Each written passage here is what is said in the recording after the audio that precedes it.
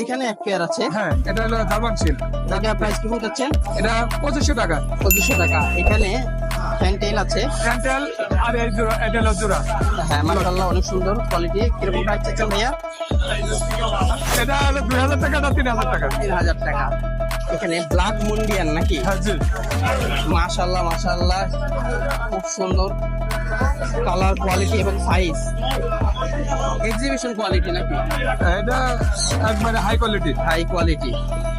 মাশাআল্লাহ মাশাআল্লাহ। প্রাইস কিরকম যাচ্ছেন ভাইয়া? এটা 30,000 টাকা।